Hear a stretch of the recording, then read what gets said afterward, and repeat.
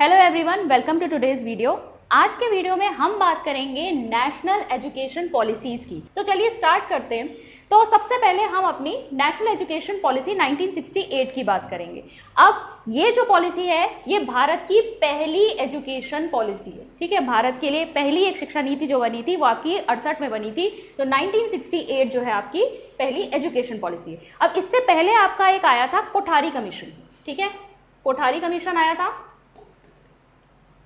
1964 में, जिसने अपनी 66 में रिपोर्ट पेश की थी। कोठारी कमीशन ने जितनी बातें की हैं आपको याद होगा, इन्होंने आपका स्कूल एजुकेशन के बारे में भी बात की है, आपकी हायर एजुकेशन के बारे में भी बात की है, सेकेंडरी एजुकेशन वगैरह सब के बारे में इन्होंने बात की, अडल्ट एजुकेशन सब की बात करी इन्होंने। तो हमें यहाँ पर भी ये सारे पॉइंट जो है इसमें 68 की जो पॉलिसी है ना वो कोठारी कमीशन की पॉलिसी पर आपकी जो रिपोर्ट है उसी पर बेस्ड है। इसीलिए देखो अब इसे radical structuring of education system कहा जाता है। ठीक है, इस पॉलिसी को क्या कहा जाता है? Radical structuring of education system.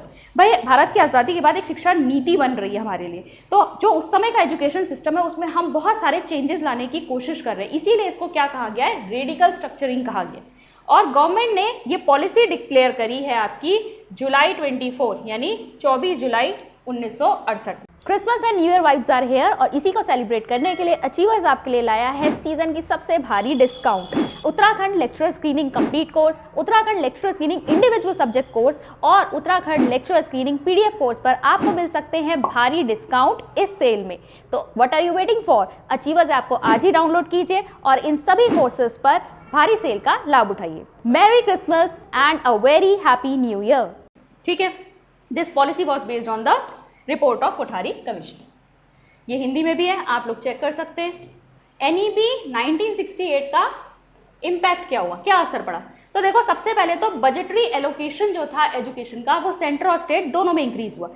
6% नहीं पहुंचा लेकिन फिर भी इंक्रीज किया गया। भाई शिक्षा पे व्यय तो करना पड़ेगा, शिक्षा पे जो हमें बजट का जो हिस्सा खर्च करना है उसको बढ़ाओ, उस परसेंटेज को इंक्रीज करो, चाहे वो केंद्र स्तर पे हो चाहे वो राज्य स्तर पे हो। ठीक है, फिर आपका इम्प्लीमेंटेशन ऑफ 10+2+3 स्ट्रक्चर को जो है पूरे भारत में, पूरे कंट्री में जो है वो आपका लागू कर दिया गया। इसके अलावा एनसीईआरटी ने क्या बनाया? एक कोर करिकुलम बनाया। कोर करिकुलम क्या होता है? जहाँ पर आपके कुछ सब्जेक्ट जो होते हैं वो कॉमन होते हैं। कॉमन मतलब वो सभी को पढ़ने ही होंगे। ठीक है, और इसके बाद कुछ सब्जेक्ट्स जो होते हैं उनमें आपको चॉइस मिल जाती है। जैसे आपका सीबीएसई देता है ना कोर करिकुलम, क्लास 10 में आप क्या सब्जेक्ट्स लेते हो? English, Hindi, maths, science, history, ये तो कंपलसरी सब्जेक्ट है। इसके बाद कई जगह ना एक छठा सब्जेक्ट जो है वो एक चॉइस बेस्ड होता है। कई लोग फिजिकल एजुकेशन लेते हैं, कई लोग फ्रेंच लेते हैं, कई लोग संस्कृत लेते हैं। वो 6th सब्जेक्ट भी जो है वहाँ पर ऑप्शनल होता है। तो कोर करिकुलम में कुछ सब्जेक्ट ऐसे होंगे जो सबके लिए कंपलसरी हैं, सबको पढ़ने ही हैं, कॉमन है, और एक आध सब्जेक्ट जो होता है वहाँ पर क्या हो जाते हैं? आपके चॉइस बेस्ड हो जाते हैं। ठीक है, तो ये कोर करिकुलम एनसीईआरटी ने जो है आपका लागू किया, जो पूरे भारत में एक जैसा करिकुलम जो है वो बनाता। अब देखिए नेशनल एजुकेशन पॉलिसी 1986 की बात करेंगे। अब 1986 की पॉलिसी को पढ़ने से पहले मैं आपको एक थोड़ा सा बीच का एक जो सिनेरियो था वो बता देती हूँ कि 1968 की पॉलिसी के बाद 1977 में क्या हुआ? गवर्नमेंट चेंज हुई और जनता दल आई। ठीक है, जनता दल जो है आपका वो पावर में आ गया। मोरारजी देसाई उस समय पीएम बने और उन्होंने कहा ये जो 10+2+3 वाला जो स्ट्रक्चर चल रहा है इसको बदल के हमें क्या कर देना चाहिए? 8+4+3 ये सिस्टम बना दो। तो यहाँ पर से ना ऐसे कोई क्वेश्चन बन नहीं रहा है, इंपॉर्टेंट नहीं है, बहुत ज़्यादा पूछते नहीं है, लेकिन अगर एक क्वेश्चन मुश्किल से पूछ ले तो यही पूछ सकता है कि 8+4+3 जो है वो आपका किसने कहा था, उसको एडवोकेट किसने किया था? तो मोरारजी देसाई जी कह रहे थे कि भाई 8+4+3 जो है ये सिस्टम लागू कर दिया जाए 10+2+3 की जगह। ठीक है, अब यहाँ पर जो उस समय एजुकेशन मिनिस्टर थे उस समय डॉक्टर प्रताप चंद्र चंदेर थे और उनसे कहा गया कि आप जो है एक शिक्षा नीति इसके बेसिस पे तैयार कीजिए। उन्होंने एक शिक्षा नीति बनाई। अब इससे पहले कि ये शिक्षा नीति लागू हो पाती, ठीक है, 1979 में वो शिक्षा नीति लागू होने ही वाली थी कि गवर्नमेंट फिर चेंज हो गई, कांग्रेस फिर पावर में आ गई और इंदिरा गांधी जी अगेन पीएम बन गई। और जब इंदिरा गांधी जी पीएम बनी तो उन्होंने क्या कहा? उन्होंने फिर से जोर दिया कि नहीं, जो आपका 10+2+3 वाला सिस्टम चल रहा है उसी को चलते रहने दो। अब इंदिरा गांधी जी का असैसिनेशन हुआ। ठीक है, उनकी हत्या हो गई थी 1984 में, जिसके बाद राजीव गांधी जी थे वो पीएम बनाए गए। अब राजीव गांधी जी जो हैं एक यंग पर्सन, ठीक है, वो इंडिया में काफ़ी सारे रेवोल्यूशनरी चेंजेस लाना चाहते थे और एजुकेशन एक बहुत ही अच्छा जो है आपका माध्यम हो जाता है किसके लिए, अगर आपको चेंज लेकर आना है। तो राजीव गांधी जी ने क्या कहा, इन्होंने कहा कि बिकेम प्राइम मिनिस्टर 1984 और उन्होंने एम्फेसाइज किया कि जो एजुकेशन सिस्टम है उसको री एग्जामिन और रीऑर्गेनाइज करने की ज़रूरत है। भाई उसको पुनर्परीक्षण किया जाए उसका, और उसको पुनर्संगठन किया जाए, फिर से देखा जाए कि इसको किस तरीके से आपको रीडिज़ाइन करना है। इसके लिए क्या किया गया, इस बार कोई कमेटी वगैरह कुछ नहीं बनाई गई, इन्होंने एक सर्वे किया, ठीक है, एक सर्वे किया कि जो एग्जिस्टिंग सिस्टम उस समय जो भारत में शिक्षा व्यवस्था चल रही है वो कैसी है। तो उस सर्वे के बेसिस पर जो है इन्होंने एक रिपोर्ट पेश करी थी अगस्त 1985 में, जिसका टाइटल था challenge of education a policy perspective, ये इसका टाइटल था, ठीक है, हिंदी में भी दिया है, शिक्षा की चुनौती एक नीति परिप्रेक्ष्य, ठीक है, ये आपका एंटाइटल करके, वैसे आप इंग्लिश में याद रखने की कोशिश करें तो ज़्यादा अच्छा रहेगा, पर ये जो है आपका ये रिपोर्ट जो थी आपकी इस तरीके से पब्लिश की गई 1985 में, और इस डॉक्यूमेंट को ना पब्लिक के सामने रख दिया गया डिबेट के लिए कि इसके ऊपर ना सब लोग अपनी राय दे, डिबेट करें क्या अच्छे पॉइंट्स है क्या खराब पॉइंट्स है। तो इस सर्वे रिपोर्ट के ऊपर सबके पॉइंट्स आए और उसके आधार पर देखिए आपका on the basis of suggestion central government prepared a new education policy. इसे बजट सेशन जो था आपका 1986 का उसमें पेश किया गया और इसको आपकी जो नई शिक्षा नीति है वो डिक्लेयर कर दी गई मई 1986 में। अब ये तो डॉक्यूमेंट होता है, शिक्षा नीति होती है, इसमें आपके कुछ पॉइंट्स लिखे होते हैं, लेकिन इसको इम्प्लीमेंट कैसे करना है, ठीक है, कैसे इम्प्लीमेंट करना है, उसके लिए आपका आता है POA। POA का मतलब क्या है, प्लान ऑफ एक्शन, ठीक है, प्लान ऑफ एक्शन 1986 वाला जो है आपका, इसके अंतर्गत ये बातें होती है कि हम जो शिक्षा नीति में बातें कही गई हैं उसको कैसे धरातल पे उतारेंगे। इसके लगभग 24 पार्ट्स थे, ठीक है। तो यहाँ पर देखिए, this was the first national education policy in which a complete plan for its implementation along with the policies presented. तो पहली ऐसी शिक्षा नीति थी जिसमें एक POA भी बनाया गया था कि किस तरीके से इसको धरातल पे उतारा जाएगा, इसका इम्प्लीमेंटेशन किस तरीके से होगा, ठीक है। इसके अलावा eight the same time sufficient resources were arrange for, इसके अलावा संसाधनों का भी जो है प्रबंध यहाँ पर किया गया कि हम इस शिक्षा नीति को पूरी तरीके से लागू करेंगे। ये जो डॉक्यूमेंट है आपका नेशनल एजुकेशन पॉलिसी 1986, ये आपका डिवाइडेड है 12 पार्ट्स में और इसके 157 पैराग्राफ्स है। नॉट वेरी इंपॉर्टेंट, ऐसा नहीं है कि इसमें से कोई MCQ बनेगा, बस आपको जानकारी के लिए यहाँ पे मैं बता रही हूँ, ठीक है। Essence and role of education, हम मुख्य बातें हम पढ़ेंगे। डॉक्यूमेंट देखिए बहुत बड़े होते हैं शिक्षा नीतियों के, उसमें से जहाँ आपका क्वेश्चन बन सकता है हमें उसी के बारे में बात करनी चाहिए। तो सबसे पहले तो रोल ऑफ एजुकेशन की बात करेंगे, ठीक है। रोल ऑफ एजुकेशन, शिक्षा का सार और भूमिका। तो इन्होंने कहा कि भाई शिक्षा जो है ना वो फंडामेंटल है फॉर ऑल राउंड डेवलपमेंट। चाहे हम भौतिक विकास की बात करें, चाहे हम आध्यात्मिक विकास की बात करें, हमारे संपूर्ण विकास के लिए कौन जिम्मेदार है, शिक्षा।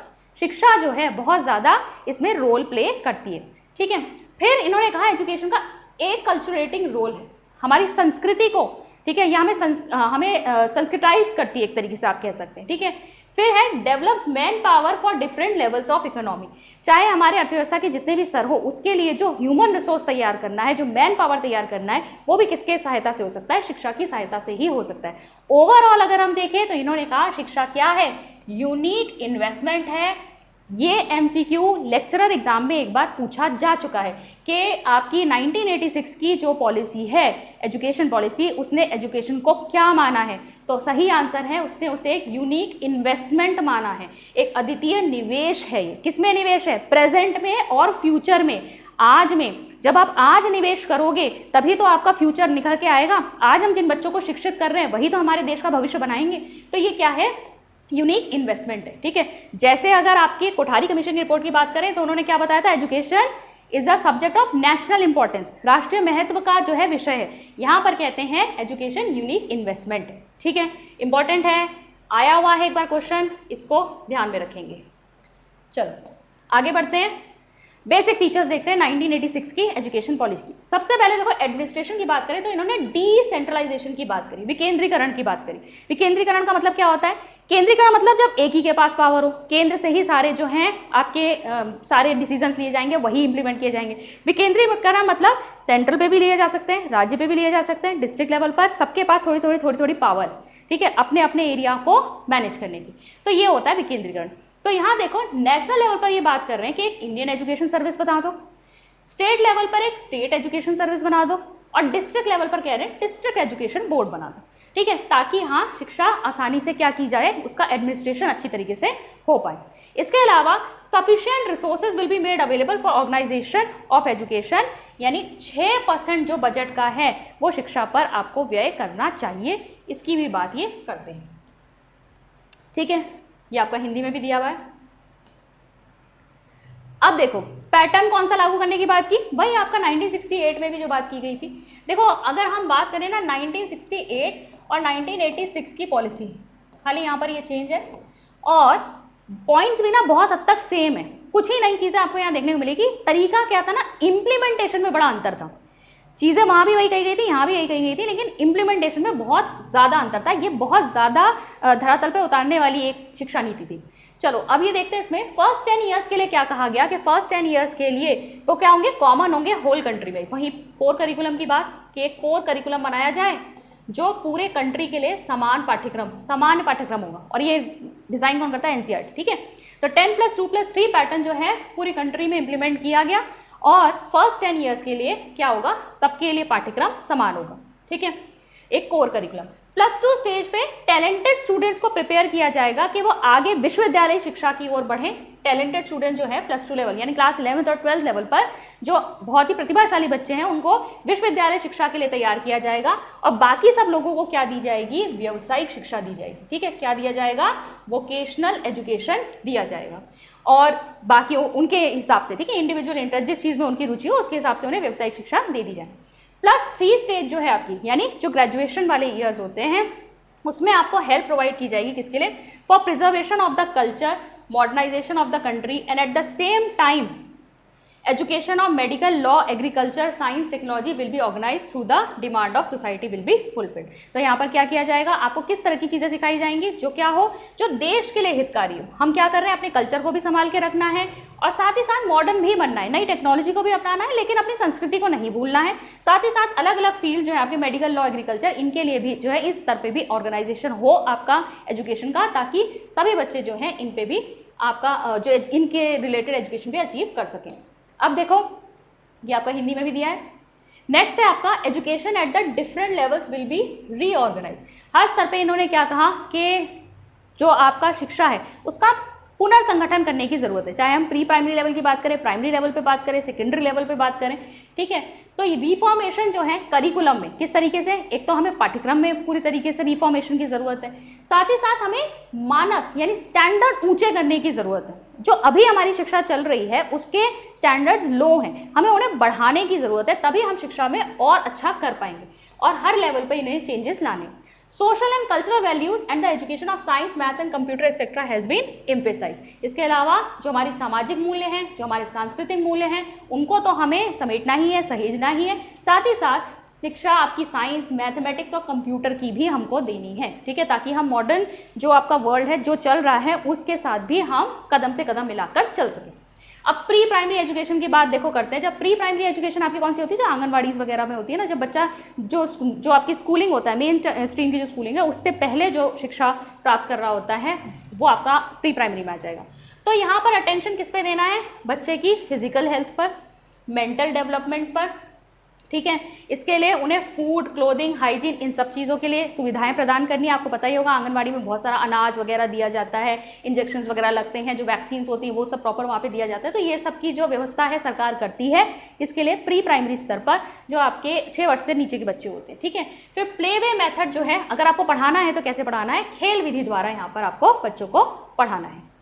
The goal of free and compulsory education will be achieved as soon as possible. अब इन्होंने कहा कि भाई ये जो फ्री और कंपल्सरी एजुकेशन यानी कि निःशुल्क और अनिवार्य शिक्षा जो हमें प्रदान करनी है, इसका जो लक्ष्य इन्होंने रखा है, ठीक है, पहले इन्होंने रखा था कि 1995 तक इनको अचीव कर लेंगे।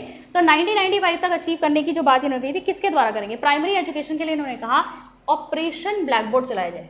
अब ये बहुत इंपॉर्टेंट है, इस वाली शिक्षा नीति से क्वेश्चन अगर बनता है इस पे एमसीक्यू आपका बनने के बहुत चांसेस हैं। ऑपरेशन ब्लैक बोर्ड था क्या, प्राइमरी स्कूल्स खोले जाने थे और उन प्राइमरी स्कूल्स की जो मिनिमम रिक्वायरमेंट से क्या रखी गई थी, ये एक ऐसा प्रोग्राम था जहाँ पे एक कॉन्क्रीट बिल्डिंग होनी चाहिए जिसमें मिनिमम 2 क्लासेस होनी चाहिए, 2 क्लासरूम्स होंगी, ठीक है, 2 यहाँ पर टीचर ज़रूर होंगे और जिसमें से एक टीचर जो होनी चाहिए वो फीमेल होनी चाहिए, ठीक है, यानी 2 में से 1 क्या होनी चाहिए, फीमेल होनी चाहिए, ठीक है। इसके अलावा इन्होंने कहा 1 वरांडा, 2 टॉयलेट, 2 टीचर्स हो गए, हमने बात कर ली इसकी। ब्लैक बोर्ड, चौक, डस्टर, मैप, साइंस किट वगैरह जिन चीज़ों की ज़रूरत होती है बच्चों को पढ़ाते वक्त, ये सारी चीज़ें होनी चाहिए। प्लेग्राउंड, स्पोर्ट्स किट, ये सब होने चाहिए उस प्राइमरी स्कूल में। तो ऑपरेशन ब्लैक बोर्ड के तहत क्या किया गया, इन्होंने कहा प्राइमरी स्कूल्स खोले जाने जिनमें ये मिनिमम सुविधाएं ज़रूर होनी चाहिए। फिर देखिए इन्होंने कहा बहुत सारे बच्चे ऐसे हैं जो इस फॉर्मल सिस्टम में एंटर नहीं कर पाते, वो वजह कुछ भी हो सकती है, तो उनके लिए नॉन फॉर्मल एजुकेशन, ठीक है, जो निरौपचारिक शिक्षा होती है उसकी व्यवस्था की जाए। फिर देखिए सेकेंडरी एजुकेशन, सेकेंडरी एजुकेशन को भी रीऑर्गेनाइज करने की बात की और सेकेंडरी एजुकेशन पर भी इन्होंने कहा कि 3 लैंग्वेज फॉर्मूला जो है उसे अप्लाई करो, 3 लैंग्वेज फॉर्मूला जो है वहाँ भी इम्प्लीमेंट होना चाहिए। इसके अलावा ये बात करते हैं नवोदय विद्यालय की। अगेन एक इम्पॉर्टेंट MCQ जो आपका बन सकता है वो आपका यहाँ से बन सकता है, ठीक है। 2-3 चीज़ें इंपॉर्टेंट है यहाँ पर। अगर हम बात करें कि 1986 की पॉलिसी से क्या क्या चीज़ें निकल के आई, एक तो ऑपरेशन ब्लैक बोर्ड, दूसरा आपका NVs नवोदय विद्यालय, तीसरा आ जाएगा अभी डाइट, अभी डाइट को भी पढ़ेंगे, ठीक है। ये 3 तो इंपॉर्टेंट है जो 1986 की पॉलिसी की ही देन है, ठीक है। अब नवोदय विद्यालय क्या है, पेस सेटिंग स्कूल्स कहा जाता है। Again important question, pace setting school किसे कहा जाता है, नवोदय विद्यालय स्कूल। ये क्या है, इस्टेब्लिश किए जाते हैं एवरी डिस्ट्रिक्ट में, ये मॉडल है किसी भी अन्य विद्यालय के लिए, एक तरीके का मॉडल स्कूल है।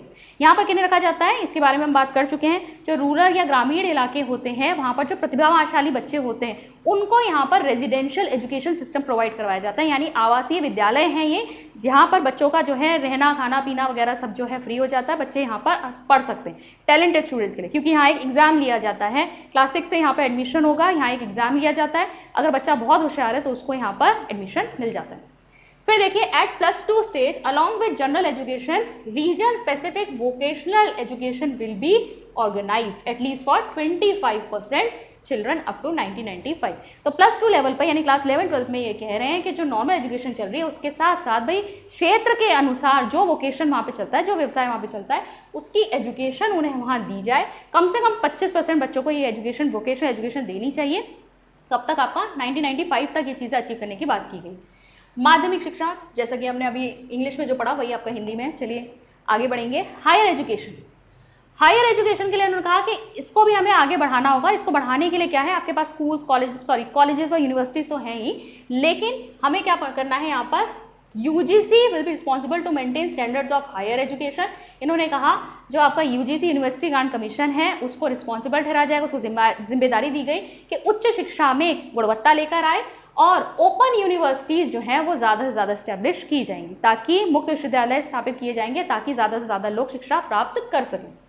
टेक्निकल और मैनेजमेंट एजुकेशन की अगर हम बात करें तो इसमें भी रिफॉर्मेशन की बात की गई और इसके लिए यहाँ पर जो जिम्मेदारियाँ हैं वो किसे दी गई, AICTE all India council for technical education to fix the standard. तो यहाँ पर स्टैंडर्ड स्टेप सेट करना, उन्हें रेज करना, ये सारी चीज़ें जो हैं इंस्टीट्यूशंस को कंट्रोल करना, ये सब AICTE का काम है। एग्जामिनेशन सिस्टम में देखो इन्होंने क्या कहा कि एग्जामिनेशन और इवैल्यूएशन सिस्टम जो है भाई उसमें थोड़ा बहुत मानकों को उठाने की ज़रूरत है, अपलिफ्टमेंट की ज़रूरत है।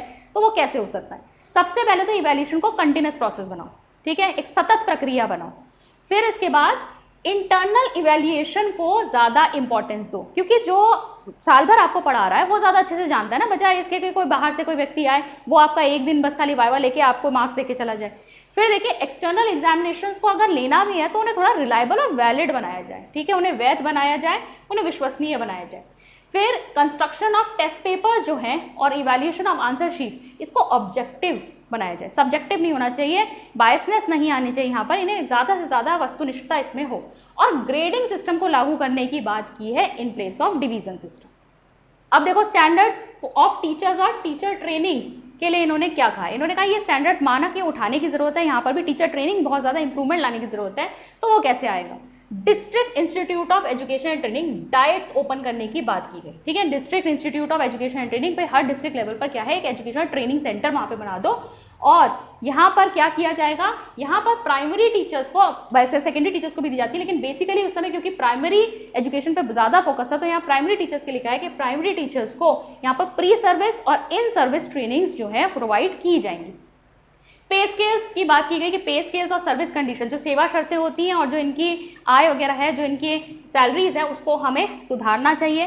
सेम पे सेम वर्क के लिए, मतलब समान काम के लिए समान वेतन, ये पूरे भारत में, पूरे कंट्री में लागू करने की बात की गई। इन सर्विस और प्री सर्विस ट्रेनिंग को चेंज किया जाएगा, मतलब बढ़ाया जाएगा, मॉडिफाई किया जाएगा। Higher standard secondary teacher training colleges will be converted into college of teacher education. अब इन्होंने कहा जो आपके senior secondary teacher training colleges है, अच्छा काम कर रहे हैं, उनको CTEs बना दो, ठीक है, कॉलेज ऑफ टीचर एजुकेशन बना दो। Some very high standard teacher training colleges will be raised to the status of IASE। जो बहुत ही अच्छा कार्य कर रहे हैं टीचर ट्रेनिंग इंस्टीट्यूट, उनको आप IASE बना दो, institute of advance study in education. और ये जो इंस्टीट्यूट बनाए जा रहे हैं, इनको कंट्रोल कौन करेगा? NCTE।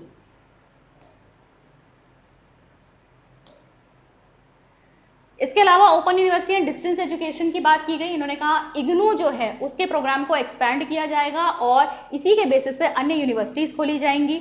रूरल यूनिवर्सिटीज़ की बात करते हैं और ध्यान रखेंगे ग्रामीण विश्वविद्यालयों की जब भी हम बात करते हैं, इसे आप किससे जोड़ेंगे? ग्रामीण विश्वविद्यालय आपका गांधी जी का कॉन्सेप्ट है, ठीक है। वोकेशनल एजुकेशन भी जो है आपका किस पर बेस्ड है? गांधी जी की बेसिक एजुकेशन बेस्ड है। और रूरल आपके विश्वविद्यालय भी गांधी जी कहीं ना कहीं इसको एडवोकेट करते थे। तो central council of rural institutes बनाए जाने की बात की है ताकि ये क्या कर सके? रूरल यूनिवर्सिटीज़ को मैनेज कर सके। फिर देखिए D linking degrees from jobs and man power planning, ये भी एक इंपॉर्टेंट पॉइंट है। इन्होंने कहा ना कि हर किसी जॉब को पाने के लिए आपके पास कोई कॉलेज की या यूनिवर्सिटी की डिग्री नहीं होनी चाहिए। ये वाली चीज़ जो है इसको हटा दिया जाए कि हर कोई डिग्री सिर्फ इसलिए भरा है ताकि उसको वो पर्टिकुलर जॉब मिल जाए। जॉब में आने के लिए आपको किसी और तरीके से जज किया जाएगा, आपसे डिग्री नहीं मांगी जाएगी। आप कितने सूटेबल हैं ये किसी अन्य एग्जाम से देखा जाए, ना कि आपके 3 साल की डिग्री से, ठीक है। इसीलिए इसमें लिखा है कि डिग्री और जॉब को डी लिंक किया है, उन दोनों को इन्होंने क्या है तोड़ा है, उनके बीच में जो लिंक है। University degree need not be necessary qualification for job, यानी विश्वविद्यालय से मिली हुई डिग्री आपकी कोई ऐसी ज़रूरी क्वालिफिकेशन नहीं होगी, ऐसा कोई आपकी एलिजिबिलिटी नहीं होगी जिसके बेसिस पर ही आपको जॉब मिले। लेकिन ये किन कोर्सेज पे अप्लाई नहीं हो सकती? इंजीनियरिंग, मेडिकल, लॉ, टीचिंग, इन क्षेत्रों में ये अप्लाई नहीं होता। यहाँ पर आपको डिग्री चाहिए होगी, ठीक है। इसके अलावा सूटेबिलिटी देखने के लिए कि किस जॉब के लिए आप परफेक्ट हैं, नेशनल टेस्टिंग सर्विस बनाने की बात की गई है, जो आपके लिए क्या करेगा? आपके लिए नॉर्म्स तय करेगा कि ये पर्टिकुलर पर्सन जो है किसी जॉब के लिए सूटेबल है या नहीं, ठीक है। इसके अलावा अडल्ट एजुकेशन प्रोग्राम को एक्सटेंड करने की बात की गई है। कंटिन्यूइंग एजुकेशन की बात की। कंटिन्यूइंग एजुकेशन क्या होता है? देखो अडल्ट एजुकेशन में तो आपके 35 से 50 एज के जो लोग होते हैं उनको लिया जाता है, जिनको हम क्या करते हैं? प्रौढ़ शिक्षा देते हैं। अब क्या होता है ना, ये जो बुजुर्ग लोग होते हैं या फिर अडल्ट लोग जो होते हैं, अब ये इनको आपने थोड़े बहुत समय के लिए शिक्षा दी, आप ये साक्षर भी हो गए, लेकिन अपने काम में ये थोड़े समय बाद चीज़ों को भूल जाते। तो इनको निरंतर सिखाए रखने के लिए कि मतलब ये चीज़ें भूले नहीं, उसके लिए उन्हें कंटिन्यूइंग एजुकेशन भी प्रोवाइड करनी पड़ती है। समय समय पर इनको ऐसे कोर्सेज देने पड़ते हैं जिससे कि ये अपनी जो पढ़ाई लिखाई है उसे भूले नहीं। फिर है educational technology will be used mass communication, ठीक है। यहाँ पर एजुकेशनल टेक्नोलॉजी का प्रयोग करके मास कम्युनिकेशन के बेसिस पर हम क्या करेंगे? मास कम्युनिकेशन को यूज़ करते हुए हम शिक्षा को सब तरफ पहुँचाएंगे, ठीक है। जैसे आपके रेडियो हो गए, टेलीविज़न हो गए, वहाँ पर एजुकेशन प्रोग्राम जो चलते हैं वो एक मास कम्युनिकेशन का सोर्स है। उसके थ्रू हम क्या कर सकते हैं? ऐसे लोग हम जगहों तक भी पहुँच सकते हैं, ऐसे लोगों तक भी पहुँच सकते हैं जो आपकी फॉर्मल एजुकेशन है उस तक उनकी पहुँच नहीं है। फिर देखिए educational organisation will be made effective, ठीक है। यहाँ पर एजुकेशनल ऑर्गेनाइजेशन मतलब कि जो आपका शिक्षा का संगठन है कि किस तरीके से शिक्षा जो है वो आपकी एडमिनिस्टर की जाए, उसको कैसे प्रभावशाली बनाया जा सकता है। भाई टीचर को अकाउंटेबल ठहराया जाएगा। टीचर जो है कार्य करने के लिए अकाउंटेबल है कि ये शिक्षा की जो प्रक्रिया है वो ढंग से चले। तो टीचर को उसकी जिम्मेदारियां याद दिलाई जाएं, ठीक है। टीचर को अकाउंटेबल ठहराया, जिम्मेदार ठहराया जाए और यहाँ पर स्टूडेंट्स को भी उनकी ड्यूटीज से अवगत कराया जाए। इसके अलावा एक minimum level of learning MLL की बात करते हैं कि हर लेवल ऑफ एजुकेशन के लिए MLL तय कर दो, मिनिमम लेवल ऑफ लर्निंग के मतलब प्राइमरी एजुकेशन प्राप्त कर ली, अब इसके बाद तुम्हें इतना तो आना ही चाहिए, ठीक है। आजकल हम क्या देखते हैं, बच्चा 6 में पहुंच गया लेकिन उसे अपना नाम लिखना नहीं आता, तो ये क्या है? वो मिनिमम लेवल ऑफ लर्निंग को भी जो है प्राप्त नहीं कर पाया। तो हर लेवल के लिए इन्होंने कहा एक मिनिमम लेवल ऑफ लर्निंग जो है सेट कर देनी चाहिए, ठीक है। कम से कम आपको इतना आता हो। फिर देखिए कॉन्क्रीट स्टेप्स जो है वो उठाए जाएंगे इक्वलिटी ऑफ एजुकेशन अपॉर्चुनिटीज़ के लिए, मतलब सब तक शिक्षा की पहुंच हो उसके लिए यहाँ पर ज़रूरी कदम उठाने की जरूरत है। अब इक्वलिटी जब हम शिक्षा के क्षेत्र में लाना चाहते हैं तो हम किन लोगों की बात कर रहे हैं? हम डिसएडवांटेज लोगों की बात कर रहे हैं, विमेन की बात कर रहे हैं, यानी गर्ल चाइल्ड की बात कर रहे हैं, एससीज एसटीज की बात कर रहे हैं, बैकवर्ड क्लासेस की बात कर रहे हैं, ठीक है, पुअर बीपीएल लोगों की बात कर रहे हैं, ये आपके क्या है डिसएडवांटेज लोग, ठीक है, माइनॉरिटी कम्युनिटीज़ वगैरह सब इसी में आ जाएंगी। They also talked about work experience, इसके अलावा इन्होंने वर्क एक्सपीरियंस की बात की, पॉपुलेशन एजुकेशन, योगा को इन्होंने इंट्रोड्यूस करने की बात की, इन्होंने कहा कि योगा को सभी स्कूलों में इंट्रोड्यूस कर देना चाहिए। इसके अलावा इन्होंने कहा स्पोर्ट्स और फिजिकल एजुकेशन को इवैल्यूएशन में इंक्लूड कर देना चाहिए, भाई मूल्यांकन करना है तो उसका भी करो कि स्पोर्ट्स और फिजिकल एजुकेशन का भी होगा, और एनसीसी एनएसएस को भी लाने की इन्होंने बात की। अब देखो ये तो हमारे खत्म हुए 1986 के एजुकेशन पॉलिसी के जितने भी पॉइंट्स थे। अब देखिए दो कमिटीज़ बनी, पहली बनी आपकी राम मूर्ति रिव्यू कमेटी, ठीक है, राम मूर्ति रिव्यू कमेटी जो आपकी बनी थी 1989 में। यहाँ पर क्या हुआ था ना, गवर्नमेंट चेंज हुई थी, और जब गवर्नमेंट चेंज हुई तो नेशनल फ्रंट जो है वो फोर्स में आई, और प्राइम मिनिस्टर थे मिस्टर विश्वनाथ प्रसाद सिंह। इन्होंने क्या कहा कि एक कमेटी इन्होंने अपॉइंट की under the chairmanship of Shri Ram Murthy, और इन्होंने कहा जो 1986 की एजुकेशन पॉलिसी है उसको तुम क्या करो, रिव्यू करो। तो इस कमेटी ने अपनी report towards an enlightened human society के नाम से पेश करी थी आपकी 26 दिसंबर 1990 में, ठीक है। फिर दूसरी एक और कमेटी आपकी आई थी जनार्दन रेड्डी कमेटी, ये भी गवर्नमेंट ऑफ इंडिया ने जो है फॉर्म करी थी न्यू कमेटी। ये देख रही थी कि 1986 की पॉलिसी का इम्प्लीमेंटेशन कैसे हो रहा है, कैसे वो धरातल पे उतारी जा रही है, उसके ऊपर इन्हें रिव्यू करना था। चेयरमैन थे श्री जनार्दन रेड्डी। तो 1992 में ये कमेटी बनी। Christmas and new year vibes are here, और इसी को सेलिब्रेट करने के लिए अचीवर्स आपके लिए लाया है सीजन की सबसे भारी discount. Uttarakhand lecturer screening complete course, Uttarakhand lecturer screening individual subject course और Uttarakhand lecturer screening PDF course पर आपको मिल सकते हैं भारी डिस्काउंट इस सेल में। तो what are you waiting for? Achievers app को आज ही डाउनलोड कीजिए और इन सभी कोर्सेज पर भारी सेल का लाभ उठाइए। Merry Christmas and a very happy new year. तो दो कमिटीज़ बस याद रखिएगा कि ये दो कमिटीज़ हैं जो आपकी इस जो पॉलिसी है इसको रिव्यू करती है। अब इनके जो बेसिस पर यहाँ पर आपकी जो 1986 की एजुकेशन पॉलिसी है उसको रिवाइज़ किया गया था, और रिवाइज पॉलिसी जो है आपकी रिवाइज नेशनल एजुकेशन पॉलिसी 1992 में आई, ठीक है। अब देखो कुछ अमेंडमेंट्स यहाँ पर लाए गए थे, हालांकि अमेंडमेंट इतने ज़्यादा नहीं थे कि उनके लिए पूरा डॉक्यूमेंट तैयार किया जाए, तो उसको इसी के साथ इंक्लूड करके पढ़ लिया जाता है। अब वो मॉडिफिकेशंस हम बात करेंगे। तो यहाँ पर देखो इसी ईयर में प्लान ऑफ एक्शन मैंने बताया था 1986 का आया था, ऐसे ही 1992 का भी प्लान ऑफ एक्शन आया था जिसमें 23 पार्ट थे, 1986 वाले में 24 थे। अब देखो इसमें क्या क्या बात की गई। इन्होंने कहा कि भाई 6% नहीं, 6% से ज़्यादा बजट का जो आप पोर्शन है वो नेशनल इनकम का जो पोर्शन है वो आप एजुकेशन पे खर्च कीजिए। फिर ऑपरेशन ब्लैक बोर्ड के बारे में इन्होंने कहा कि जो पीओए 1986 है वो ये कह रहा है कि प्राइमरी स्कूल्स जो हैं वो आपके जो है ऑपरेशन ब्लैक बोर्ड जो है आपका वो प्राइमरी स्कूल्स तक ही सीमित था, लेकिन इसे अपर प्राइमरी तक एक्सटेंड करने की बात इन्होंने करी कि अपर प्राइमरी लेवल पे 6 to 8 वाले पे भी इसको ले आओ। फिर 1986 का जो प्लान था उसमें आपके जो ऑपरेशन ब्लैक बोर्ड के तहत प्राइमरी स्कूल खोले जाने थे उसमें 2 रूम्स और आपके 2 टीचर्स होने थे। इसको बढ़ा के इन्होंने कर दिया कि भाई कम से कम 3 यहाँ पर रूम्स हो और 3 टीचर्स हो। इसके अलावा इन्होंने कहा कि एक प्लान रखो कि प्राइमरी स्कूल्स पहले जो आपके डिस्टेंस दिया गया था वो आपका था इससे ज़्यादा था, अब आपका हो गया 1 किलोमीटर। प्राइमरी स्कूल 1 किलोमीटर के दायरे में खुला होना चाहिए और सीनियर प्राइमरी स्कूल 2 से 3, पहले ये इससे ज़्यादा किलोमीटर के दायरे में खोले जाने थे। फिर टीचर्स जो अपॉइंट किए जाएंगे प्राइमरी स्कूल्स में फीमेल्स, उसमें 50% जो है वो फीमेल्स होनी चाहिए, ठीक है।